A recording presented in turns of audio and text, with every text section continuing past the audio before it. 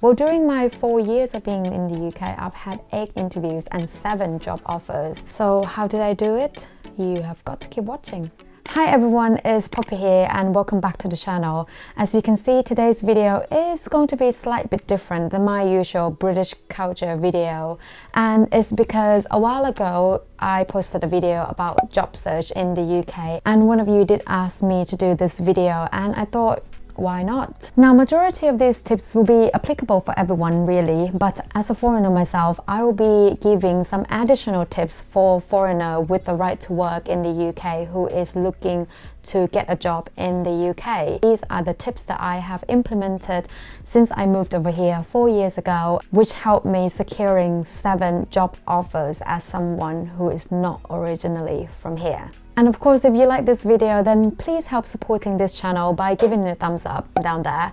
And without further ado, then let's get into it. You may have heard the phrase, if you fail to prepare, you prepare to fail. And I think this phrase does bring a lot of truth when it comes to job interviews. I do think it's very important to spend the night before or days before, really, if you have time, to learn what the company does, the person who will be interviewing you, and the roles that they hold within the company. As a foreigner myself, I do sometimes struggle with the names of, because English is not my first language. So I always make sure to learn the names of the interviewers and how to say them correctly before going to the interview, because the last thing you want is to make bad impression by calling their names incorrectly. In terms of knowing what the company does, I mean, you may not get the question of tell us what you know about the company. However, if you know what the company does, it will help you tailor your answer to best suited for the specific industry that the company operates in. Some practical example: if you are an accountant like me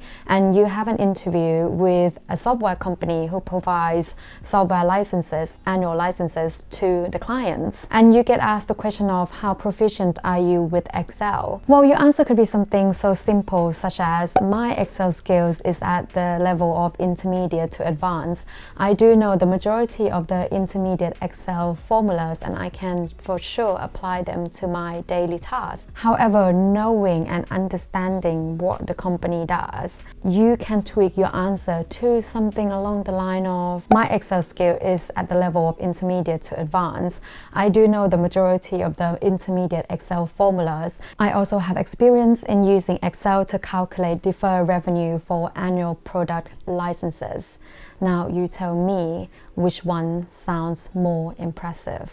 It is also very, very important that during the interview that you come across as being confident. Listen guys, confidence is everything. Well, the right amount of confidence, by the way, not like too much that you come across as arrogant. You want to come across as being knowledgeable in what you're talking about, and you want to be clear about the contribution, positive contribution that you can bring to the company. If you don't believe that yourself, or if you don't appear to be confident that you can do that, then it will be very difficult for you to convince the interviewers during the interview. I'm editing the video and just realized that I forgot to mention this. So I think this tip is particularly important for foreigners, especially if you're applying for your first job in the UK, because I remember when I first came over, when I first was applying for my first job, when I went to my very first interview, especially English is not my first language, there was that kind of fear they were going to write me off because, well, I didn't have any work experience here, I wasn't educated here. So, there was always that kind of fear. Obviously, I don't feel that now, but what I'm trying to say is, please do your best to not let that get to you.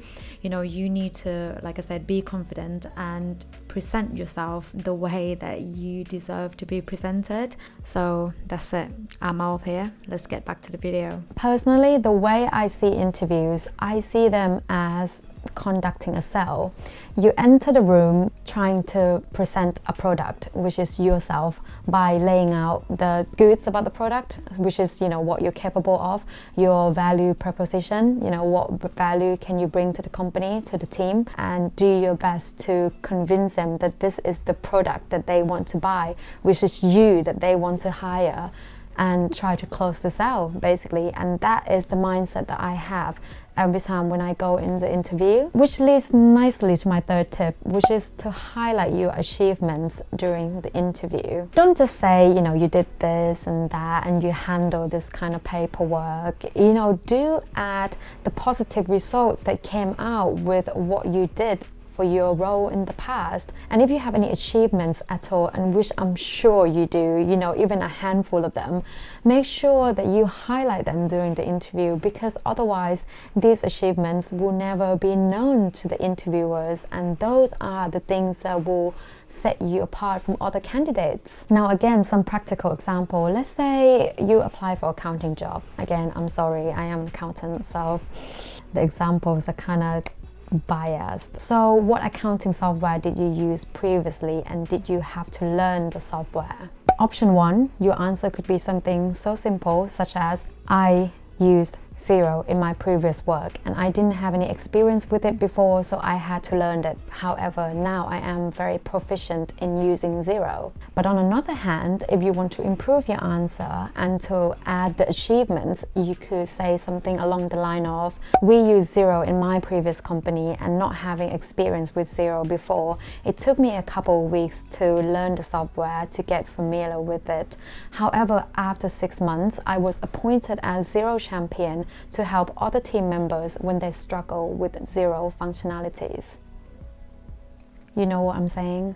Now, it is very important to highlight your own actual previous achievements. I do not encourage anyone to lie during the interview, and I think I've said it in a previous video before.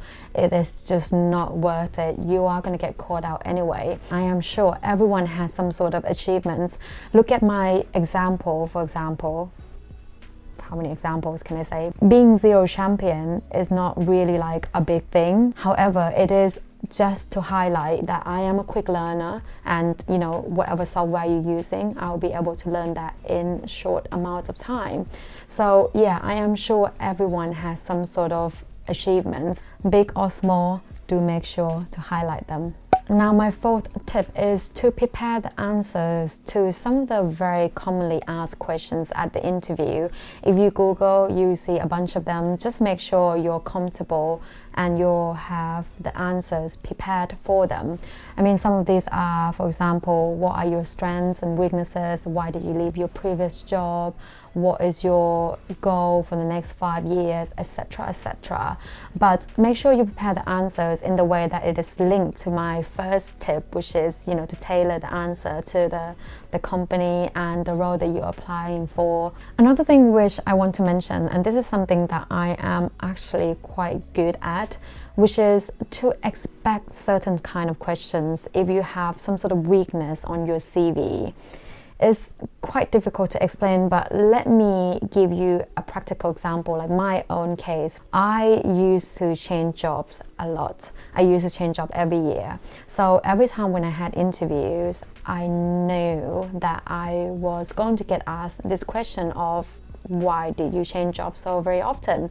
So I always came into the interview room being prepared for this question, and it always got asked. And I mean, you might not even get asked it, but at least if you do, and most of the time, if there is a weakness on your CV, they are more than happy to point that out. Then you have a perfect answer to give to them.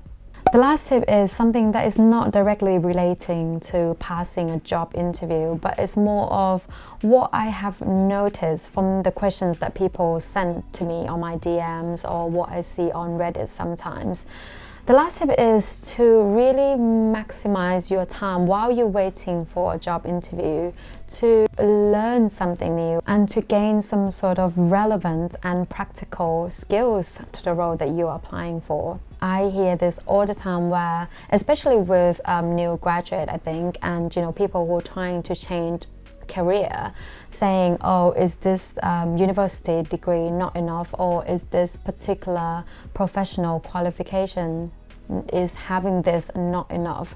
You know, and I always think yes and no, probably not really. I don't think, you know, having a piece of paper solely will make it enough for you to get a job or pass a job interview.